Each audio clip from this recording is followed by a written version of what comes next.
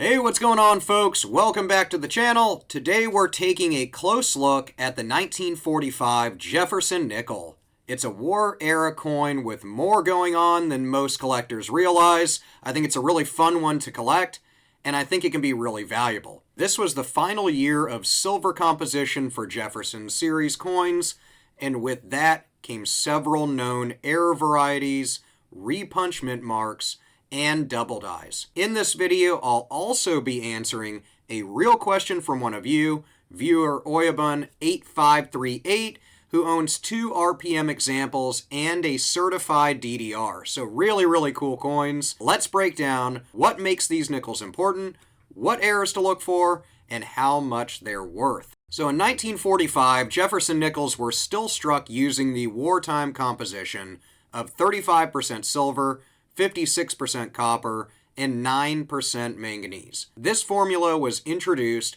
in 1942 to save nickel for the war effort. Because of this silver content, all 1945 nickels are technically silver coins.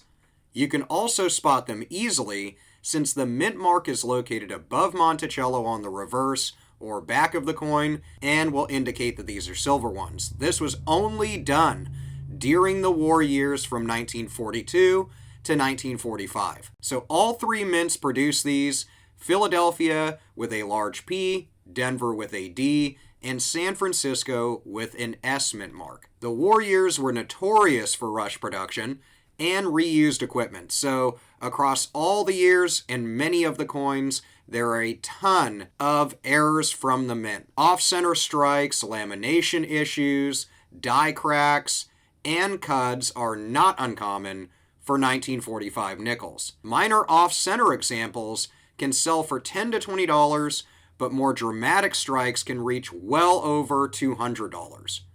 You may also see die wear showing as softness in the Monticello steps or letters bleeding slightly. Those are not valuable errors, but they can still be clues that the die was overused, making RPMs and double dies more likely. There are a few specific varieties worth attention though. Among them, repunch mint marks, or RPMs, are common on the 1945 D Jefferson nickel. These include the D over D and even a known triple D variety. These coins show doubling and tripling of the Denver D mint mark from manual punching errors. These are listed at Variety Vista amongst many other sources, but are usually only attributed by ANACS and not PCGS or NGC. Now for the 1945 P, there is a notable double die reverse variety, sometimes seen with doubling on the word Monticello and the words 5 cents.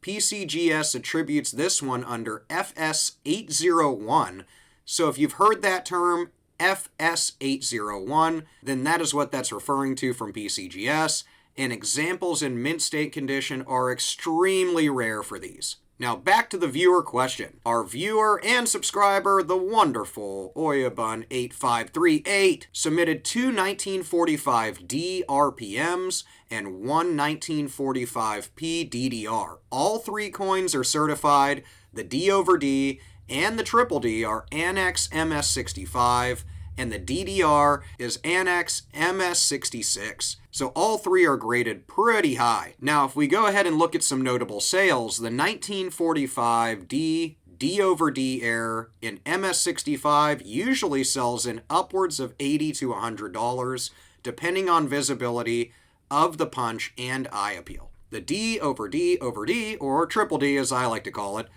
is scarcer and usually pushes in upwards of $100 to $200 or more in top condition, but market exposure is really limited for these. The 1945 P DDR in MS66 is a beautiful coin. If it shows strong doubling, it could be worth an upwards of $300 or more. A PCGS MS66 FS801 sold for $550 in a documented 2022 auction. So these aren't just novelty errors, they're real collectibles, and they have huge value. So if you're roll hunting or you're just revisiting old Silver War nickels, you found that old change jar, don't overlook any 1945 nickel you come across. Look for those RPMs on the Denver coins, especially with visible doubling, and if you see doubling on the reverse of a Philadelphia coin, compare it to known FS801 diagnostics and data to certify that you have one. You'll want to then get it certified by one of the big grading companies to really bring home what you have, and platforms like Variety Vista and VarietyErrors.com offer free tools, and ANACS is still the go-to for lesser known errors like these. So big thanks to our submission from our subscriber. I really appreciate you highlighting these wonderful coins. This video wouldn't exist without you. If you have certified errors or slabbed oddities, of course, drop them in the comments. Let us all know in the community page or here in the comments what you have. I'll verify the value if I can, but mainly I'll just share in the joy that you have it in your collection. So thanks for watching. Be sure to like, subscribe, and hit the notifications bell so you don't miss anything from me and my ugly mug. More viewer questions, real examples, and of course, everything collectibles. So thank you so much. I'll see you in the comments, and I'll see you in the next one.